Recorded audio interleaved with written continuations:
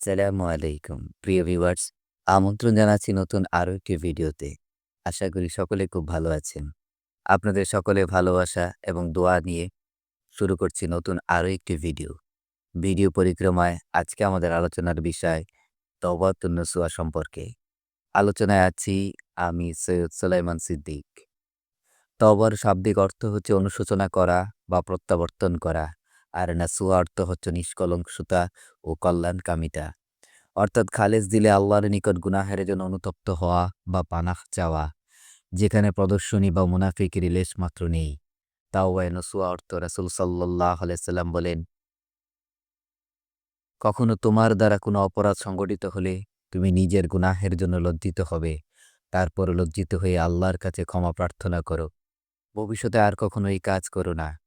তাফহিম।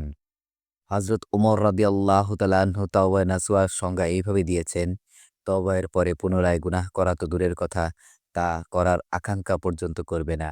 ইবনে জারির। হযরত আনাস রাদিয়াল্লাহু তাআলা আনহু থেকে বর্ণিত, তিনি বলেন, আল্লাহ রাসূল সাল্লাল্লাহু আলাইহি সাল্লাম বলেছেন, আল্লাহ তার বান্দার তওবায় তোমাদের ওই ব্যক্তির চেয়ে বেশি আনন্দিত হন, যার মরুভূমিতে হারিয়ে যাওয়ার পর তা ফিরে পেল। সহিহ বুখারী, হাদিস নাম্বার 5870। এ মর্মে কোরআনে পাক ইরশাদ হয়েছে, অতঃপর যে তার জুলুমের পর তওবা করবে এবং নিজেকে সংশোধন করবে, তবে নিশ্চয়ই আল্লাহ তাকে ক্ষমা করবেন। সূরা মায়েদা আয়াত ৩৯। মহান আল্লাহ তাআলা আরো বলেন, যারা খারাপ কাজ করল তারপর তওবা করল এবং ঈমান আনল, নিশ্চয়ই তোমার রব এরপরও ক্ষমাশীল, পরম দয়ালু।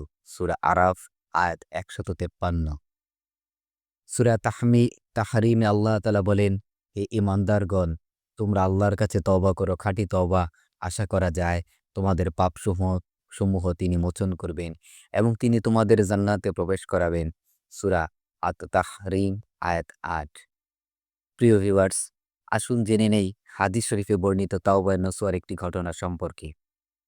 নবীজি সাল্লাল্লাহু আলাইহি সাল্লাম বলেছেন, তোমাদের পূর্বে বনী ইসরাইলের যুগে একটি লোক ছিল, যে ৯৯টি মানুষকে হত্যা করেছিল। অতঃপর লোকদেরকে বিশ্বের সবচেয়ে বড় আলেম সম্পর্কে জিজ্ঞাসা করল।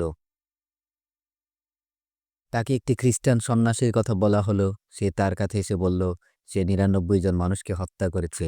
এখন কি তার তওবা করার কোনো সুযোগ আছে? সে বলল, না। সুতরাং সে ক্রোধান্বিত হয়ে তাকেও হত্যা করে ১০০ পূরণ করে দিল। পুনরায় সে পৃথিবীর সবচেয়ে বড় আলেম সম্পর্কে জিজ্ঞাসা করল। এবারও তাকে এক আলেমের খোঁজ দেওয়া হলো। সে তার নিকট এসে বলল যে সে ১০০ মানুষ খুন করেছে। সুতরাং তার কি তওবার করার কোনো সুযোগ আছে? সে বলল, হ্যাঁ, আছে। তারও তওবার মধ্যে কে বাধা সৃষ্টি করবে?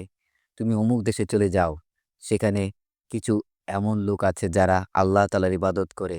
তুমিও তাদের সাথে আল্লাহর ইবাদত করো। আর তোমার নিজ দেশে ফিরে যেও না। কেননা ও দেশ পাপের দেশ।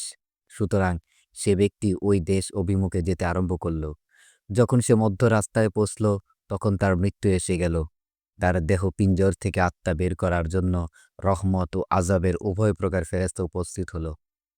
ফেরেশতাদের মধ্যে তর্ক-বিতর্ক আরম্ভ হলো। রহমতের ফেরেশতাগণ বলল, এ ব্যক্তি তওবা করে এসেছিল এবং পূর্ণ আন্তরিকতার সঙ্গে আল্লাহর দিকে তার আগমন ঘটেছে।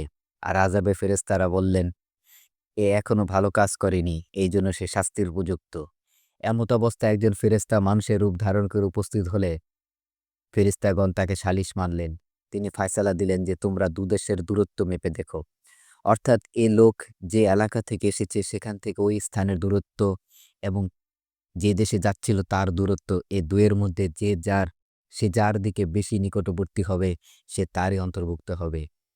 অতঃপর তার দূরত্ব মাপলেন এবং যে দেশে সে যাওয়ার ইচ্ছা করেছিল সেই ভালো দেশকে তিনি বেশি নিকটবর্তী পেলেন। সুতরাং রহমতের ফেরেশতাগণ তার জান কজব কবজ করলেন।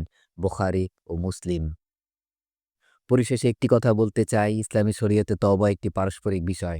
একজন ব্যক্তিকে উচিত তার ভুল বুঝতে পারা ও তা পরিত্যাগ করা, যার উপর আল্লাহ ক্ষমার প্রতিশ্রুতি দিয়েছেন। ইসলাম প্রত্যাশা করে মানুষ যেন তার ভুলসমূহ বুঝতে পারে এবং আল্লাহর নিকট ক্ষমা চায়। ইসলাম এ ক্ষমা আপনা আপনি হয় না, বরং তা অর্জনের বিষয়। আল্লাহ সুবহানাহু ওয়া তাআলা আমাদের সকলকে তাওবা নসুহা নসিব করুন এবং বেশি বেশি করে নেক আমল করার তৌফিক দান করুন। সবাই ভালো থাকবেন, সুস্থ থাকবেন। আসসালামু আলাইকুম ওয়া রাহমাতুল্লাহি ওয়া বারাকাতুহু।